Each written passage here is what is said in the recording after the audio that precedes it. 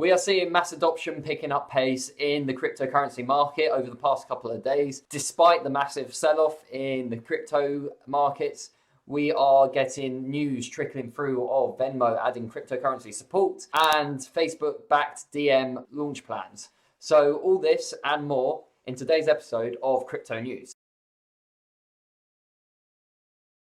Hey guys, what is up? It's Greg here from Personal Evolution. Today looking at another round of crypto news, seeing what's going on. Like I said in the intro, we're looking at mass adoption with Venmo and Facebook. Then we're going to take a look at the Bitcoin price, see where the next supports are, because it is continuing to slide, and that is the same story for most of the top 10, with the exception of Ethereum. And I'm also going to do a deep dive into Binance Coin and see what the 15th BNB burn was all about, as I've been talking about it over the past couple of days. That plus a couple of bits on Congress and influx of dollars into the cryptocurrency market is what you can expect for today. So without further ado, let's jump in. So what we've got today, funnily enough, I didn't cover these in the last two updates that I did, but on the 20th of April, so 2 days ago, we had Venmo announcing that it has added support for buying, holding, and selling cryptocurrencies. So this is huge news for us as crypto investors because it means more people coming to the market. It allows Venmo's more than 70 million users to buy, hold, and sell cryptocurrencies directly in the app, similar to what PayPal added last year. So we knew this was going to happen at some point because PayPal had already announced it. But nevertheless, it's huge news for Bitcoin, Ethereum, Litecoin, and Bitcoin Cash. So really just bringing huge amounts of validation to the market that this stuff is here to stay. Yeah, and that's really the same for then. So yeah, not really much more to say on that, apart from it brings another layer of validation from the likes of PayPal into the mix. Let's then take a look at Facebook. Funnily enough, on the same day as Venmo announced its plan, Facebook decides, oh yeah, okay, let's now announce that Diem is going to launch. So it's reportedly launching a pilot in 2021. We have covered anonymous news sources on this channel before and how it can lead to FUD and misinformation. So always take these with a pinch of salt. But we knew this was coming for a while. So it's not like something that's completely upset the market or anything like that. But it's going to be a stablecoin that integrates with Facebook as an initial stablecoin. So people can send payments over the Diem infrastructure, and that's going to be for merchants as well, which is great news. And hopefully we see more functionality added to that to allow other cryptos. In terms of the cryptocurrency market, let's do a review. Yep, as you can see, a lot of red on the board with the exception of Ethereum, and Uniswap and Litecoin seems to have kind of in the last 24 hours picked up a bit, maybe on the back of the Venmo news. Uniswap we covered yesterday. It's launched its V3 thing on a few test nets, so that's probably why we've seen a bump in that. If you want to watch yesterday's video, I suggest you go back and see that where we cover it in more detail. Ethereum, let's jump into that. There wasn't really anything I could find in the news that was driving this rally, apart from Coin Bureau yesterday saying that ETH price could be as high as 4,000 by the end of July. So I always like to take a look at what that looks like, and let's take a look at our ETH chart and draw out some Fibonacci's to see where we are looking. So if I overlay our Fibonacci's, so since the last rally, if I put the Fib retracement on top of the last rally and then put it to the bottom, as we've covered before, we see that ETH is currently sitting around, 2,400. So we're just above this 1.618 mark. Now, if Coin Bureau are saying 4,000, that does actually look within our range.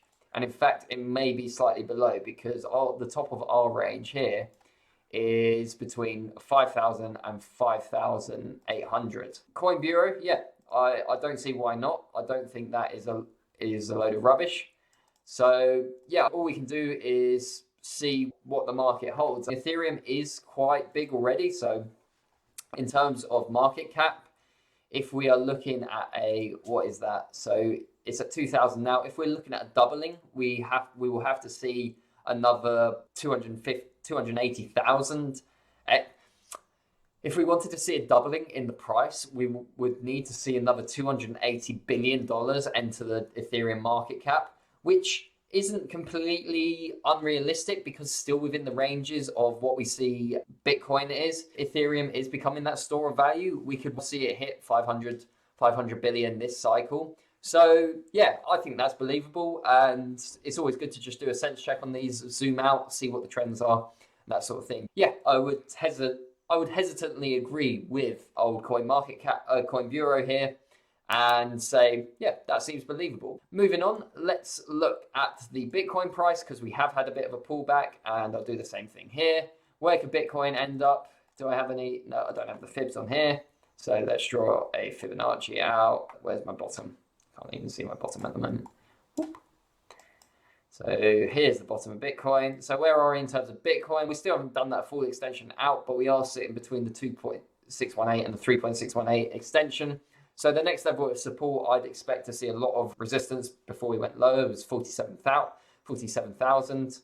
And yeah, at the moment, it looks a bit like we're going a bit sideways inside this range between these two supports, support and resistance. Yeah, as soon as we see it start going back up, we want to see it break out of that 63,000 mark, can extend to 73,000. If we do a 2017, as I've covered in other videos, we shift that up because this is what happened in 2017. And we go, okay, where does Bitcoin reach? We're looking at 300,000. But for now, I'm playing it safe and looking at this 62 to 72,000 range-ish. So yeah, that's what we can expect from Bitcoin over the next few months. Then the next thing I wanted to cover is Binance. So Binance had some good news. It appointed a new head of Greater China. So we have more ties into the regulation following the appointment of Brian Brooks as the CEO of Binance US. There's also been the leadership appointment of Terence Zheng. Zheng's background is from Johns Hopkins University, where he passed a law degree from the University of Hong Kong. Yeah, he seems like a really great guy to take this forward. He knows the law. He understands a lot about what kind of regulation will bring. So that's following off the back of Brian Brooks's nomination appointment to CEO of the Binance UX exchange.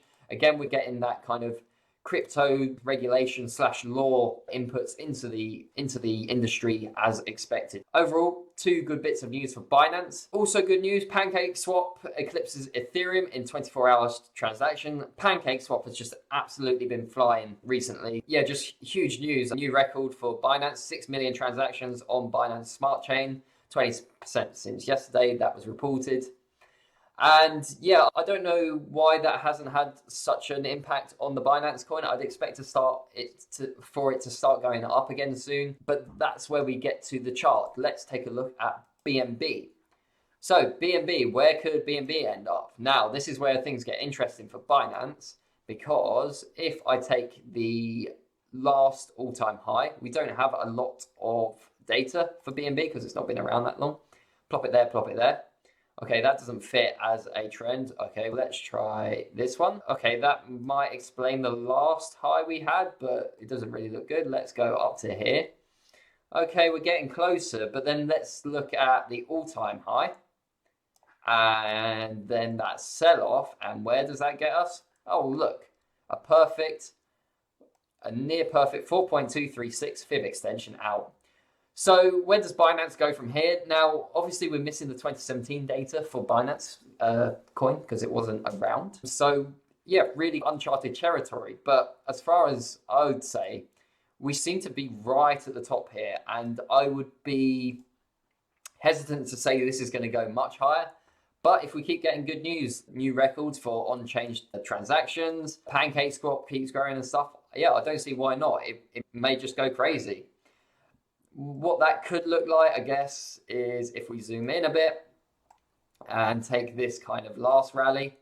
Let's look at what this gives us. So if I plonk my fib extensions there, maybe we're looking at something around the 800 mark first. And then if we shift it up, maybe in a monster rally, it's going to go to 2,937. But again, it's just hard to know at the moment because we don't have that historical data that we can rely on to predict that. And it's just really hard to know with new coins. So yeah, that's really what I'm looking for Binance coin.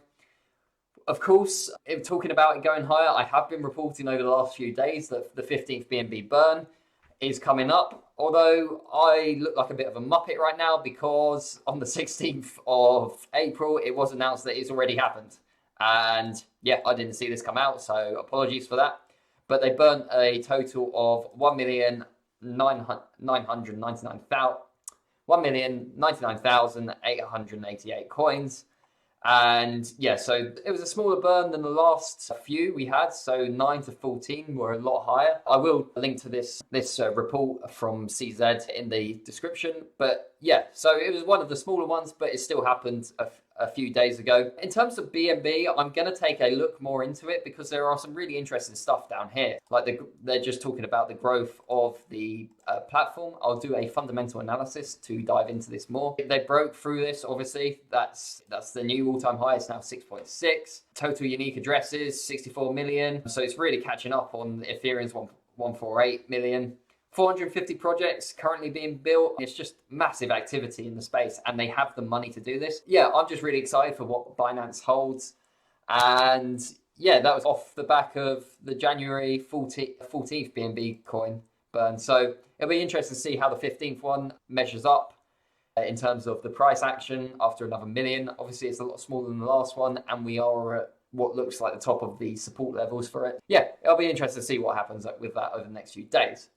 Finally, coming on to our last two stories, Congress inches closer to regulations. The Eliminate Barriers to Innovation Act is planned to go to the House of Reps, go on to the Senate. So yeah, just really waiting for that to come through. I haven't really looked into it too much, but as far as I understand, it forces the Commodity Futures Trading Commission and the SEC to jointly establish a digital asset working group, which will hopefully bring more clarity to the industry. We have talked about it a lot, but the lawsuit involving Ripple versus the SEC is still going on. That should give us some clarity, but this is another great step forward for you US folks. Last couple of bits, multi-billion dollar investment trust backed Kraken ahead of possible listing off the back of the Coinbase IPO. We've had a lot of influx in these exchange things with other people eyeing up IPOs. However, we did have some bad news with Binance under the lens of European regulators for stock token offering. So yeah, it gives and it takes the crypto market. And yeah, one day we'll come out with some good news, and exactly a couple of hours later, we'll come out with some bad news. The only other story I had around exchanges was that Turkish Bitcoin exchange goes dark. And yeah, it seems like this might have been a rug pull after the announcement that Turkey banning of cryptocurrencies. Maybe these customers will get their money back in these things. It's really hard to know. And yeah, locked up funds between 2 and 10 billion. So just be careful out there. Always use the big exchange if you have access to them. I know it's a global cryptocurrency market, and it will depend on nation to nation what you can do. But yeah, just be careful where you store your coins. And if you can, always store it off exchange in a hard wallet or a cold wallet. And yeah, I think that's really it for today. Hopefully that gets you up to date with all the latest news and gives you some heads up on what's coming. And yeah, if you give me a like, give me a subscribe for the content, and I'll see you in the next video.